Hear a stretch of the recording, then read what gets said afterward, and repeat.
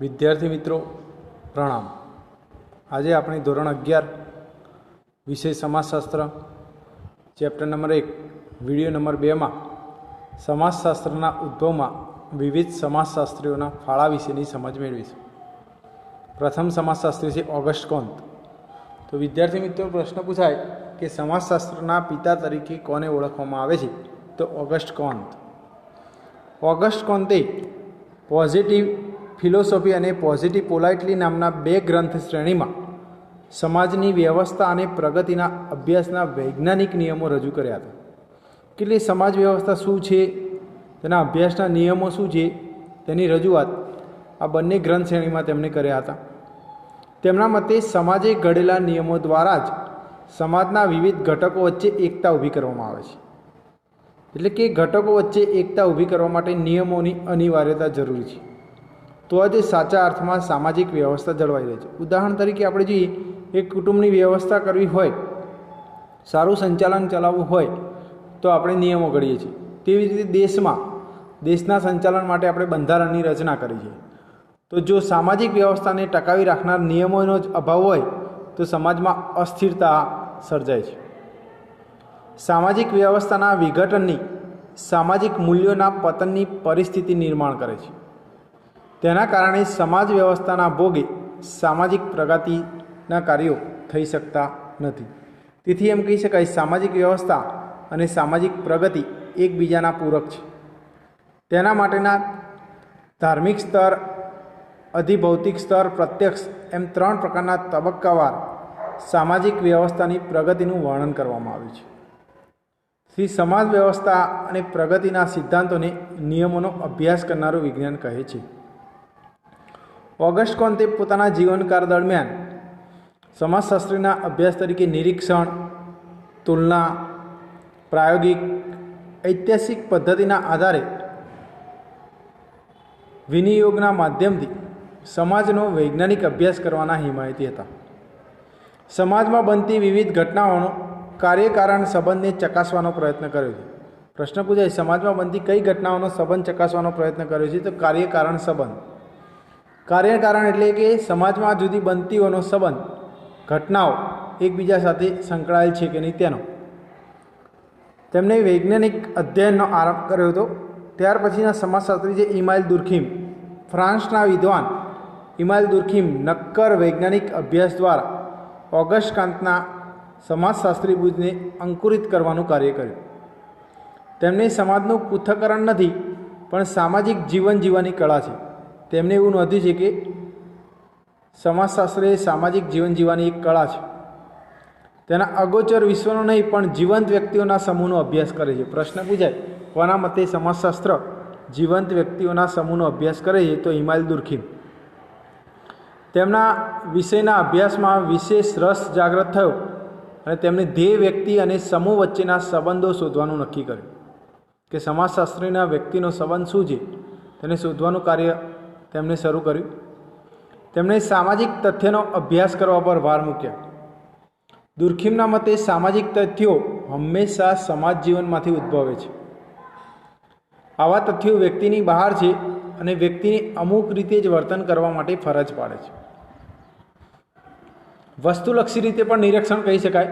भारतीय समाजना संदर्भमां आपणे रिवाजो, परंपराओ वगैरेने सामाजिक तथ्य तरीके ओळखीए छीए। सामाजिक तथ्यों ने वस्तु तरीके जोवा जोईए तेथी तेनो अभ्यास सारी रीते थई शके। तेमणे पोताना पुस्तक the rules of sociology method में सामाजिक तथ्यों की समझ आपी छे। कया पुस्तक में? The rules of sociology method. समाजशास्त्रना पद्धतिशास्त्र में महत्वनुं प्रदान आ उपरांत तेमणे आत्महत्या, श्रमजीवन, सामाजिक एकता, धर्म, प्रतिनिधित्व सिद्धांतों ने विकसाववामां महत्वनुं योगदान आप्युं हतुं। त्यार पछीना महत्वना समाजशास्त्री छे हर्बर्ट स्पेन्सर।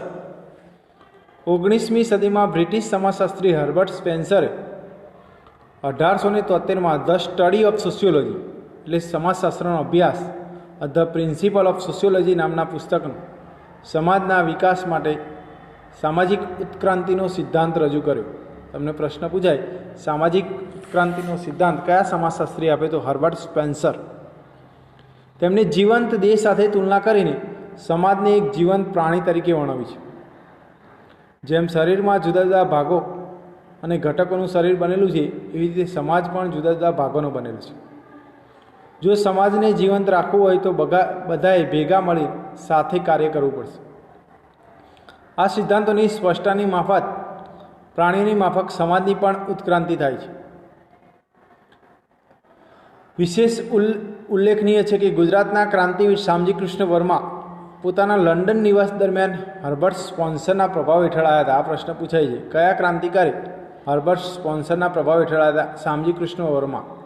તેમના અવસાન બાદ તેઓ હર્બર્ટ સ્પેન્સર ઇન્ડિયન ફેલોશિપ જાહેર કરી હતી. ત્યાર પછીના સમાજશાસ્ત્રી છે કાર્લ માર્ક્સ. જર્મન વિદ્વાન કાર્લ માર્ક્સ, તમે કદાચ નામ સાંભળ્યું છે અગાઉના ધોરણમાં. તે સમાજશાસ્ત્રમાં સંઘર્ષવાદી અને સમાજવાદી વિચારધારાના પ્રણેતા હતા. પ્રશ્ન પૂછાય, સમાજવાદી વિચારધારાના અને સંઘર્ષવાદી વિચારધારાના પ્રણેતા કોણ હતા? Karl Marx. તેમણે સૌપ્રથમ એવા વિચારક હતા જે ઐતિહાસિક ઘટનાઓ પર આર્થિક પરિસ્થિતિનો પ્રભાવ હોય છે તે વાત પર ભાર મૂક્યો. ઉત્પાદનના સાધનો, એ તમે કે 10મા ધોરણમાં ભણી ગયા છો, જમીન, મૂડી, શ્રમ અને નિયોજન, તેના આધારે સામાજિક વર્ગોની રચના થાય છે. ઇતિહાસના પ્રત્યેક તબક્કે હંમેશા બે જ વર્ગોનું પ્રભુત્વ જોવા મળે છે, એક માલિક વર્ગ અને બીજું શ્રમજીવી વર્ગ. કાર્લ માર્ક્સના વખતે આ બંને વર્ગો વચ્ચે હંમેશા સંઘર્ષો ચાલે છે. વર્ગ સંઘર્ષની સતત ચાલતી પ્રક્રિયા અંગે તેઓ મિનિફેસ્ટો નામના સમાજનો એક આજના ઇતિહાસનો વર્ગ શખ્સનો ઇતિહાસ આલેખે છે. તેમાં વિશ્વભરના શ્રમજીવીઓ એક મૂડીવાદી દૂર વર્ગવિહીન સમાજ વ્યવસ્થાનું આહ્વાન કર્યું છે. તેમણે એવું નોંધ્યું છે કે વર્ગવિહીન સમાજ વ્યવસ્થાની સ્થાપના થવી જોઈએ. તે માટે તેમણે પુસ્તક લખ્યું દાસ કેપિટલ. પ્રશ્ન પૂછાય કે કાર્લ માર્ક્સનું કયું પુસ્તક લોકપ્રિય બન્યું હતું? દાસ કેપિટલ.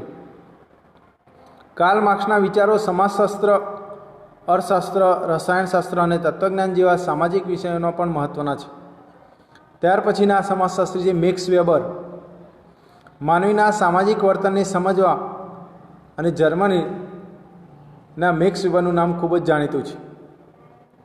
તેમનું અભ્યાસ વિષય મોટાભાગે સામાજિક પ્રક્રિયા છે અને સમાજશાસ્ત્રને વિજ્ઞાન તરીકેનો દરજ્જો આપ્યો હતો. પ્રશ્ન પૂછાય, સમાજશાસ્ત્રને વિજ્ઞાન તરીકેનો દરજ્જો કોણે આપ્યો હતો? Max Weber. આથી જ તેઓ સમાજશાસ્ત્રને સામાજિક ક્રિયાની અર્થપૂર્ણ સમાજશાસ્ત્ર કહે છે. વેબરે આદર્શ પ્રકાર પદ્ધતિ સામાજિક સંશોધનમાં વિશેષ ઉપયોગી પુરવાર થઈ હતી. તેમણે પોતાના જીવનકાળ દરમિયાન જુદા જુદા ધર્મોના તુલનાત્મક અધ્યયનના આધારે પ્રોટેસ્ટન્ટ ધર્મની આચારસંહિતા, મૂડીવાદી અંગેનો અભ્યાસ, નોકરશાહીનો ખ્યાલ આપ્યો હતો. પ્રશ્ન પૂછાય, નોકરશાહીનો ખ્યાલ કોને આપ્યો હતો? તો મેક્સ વેબર, જે પાછળ MCQમાં પણ પ્રશ્ન પૂછાઈ ગયેલો છે. ફ્રાન્સમાં ઓગસ્ટ ક્રાંતિ જે સમાજરૂપી બીજ રોપાયું હતું તે ધીમે ધીમે વટવૃક્ષ બનવા લાગ્યું. યુરોપ ઉપરાંત અમેરિકા, ઇંગ્લેન્ડમાં તેનો ખૂબ જ ઝડપથી વિકાસ થવા લાગ્યો. 1876માં અમેરિકન યેલ વિશ્વવિદ્યાલયમાં ગ્રેહામ સમનરના પ્રયત્નથી સમાજશાસ્ત્રનું અધ્યાપન કાર્ય શરૂ થયું. ત્યારબાદ 1890માં યુનિવર્સિટી ઓફ કેન્સાસમાં સમાજશાસ્ત્રના તત્વોના શીર્ષક સાથે સમાજશાસ્ત્રનો અભ્યાસ શરૂ થયો. આમ ધીમે ધીમે અન્ય દેશોમાં એટલે કે યુરોપમાં 1895માં યુનિવર્સિટી ઓફ બોર્ડેક્સ જર્મનીમાં ઇમાઇલ દુર્ખીમના પ્રયત્નોથી સમાજશાસ્ત્રનું અધ્યાપન કાર્ય શરૂ થયું. ત્યાર પછીનો પ્રશ્ન છે ભારતમાં સમાજશાસ્ત્રનો વિકાસ. ભારતમાં સૌપ્રથમ 1914માં મુંબઈ વિશ્વવિદ્યાલયમાં અનુસ્નાતક કક્ષાએ સમાજશાસ્ત્રનું અધ્યાપન કાર્ય શરૂ થયું.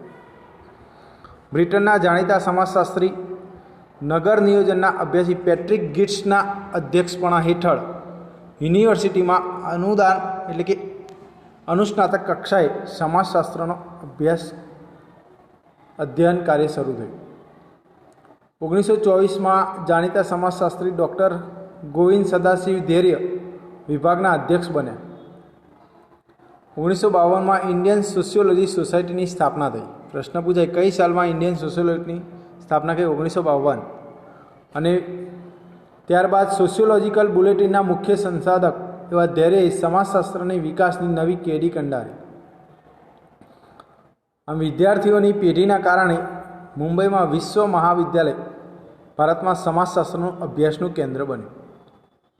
ત્યાર પછી 1917માં કોલકાતા વિશ્વવિદ્યાલયમાં વજેન્દ્રશીલના પ્રયત્નોથી અર્થશાસ્ત્રની સાથે સમાજશાસ્ત્રનું અધ્યાપન કાર્ય શરૂ થયું. ધીમે ધીમે તેની અસર લખનઉ પર થઈ. લખનઉના વિશ્વવિદ્યાલયમાં રાધા કમલ મુખર્જી અને ડીપી મુખર્જી અને ત્યારબાદ પુણેમાં વિશ્વવિદ્યાલય ઈરાવતીમાં સમાજશાસ્ત્રનો ઉદ્ભવ થયો.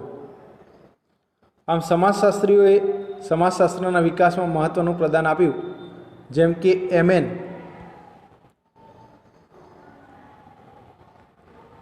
Srinivasa, SC Dubey, AR Desai, DP Mukherjee, David હર્મિન, Yogendrasinh, એમ શાહ, ગાંધીજી અને બાબા સાહેબ આંબેડકર જેવા સમાજ સુધારકોએ મહત્ત્વનો ફાળો આપ્યો હતો.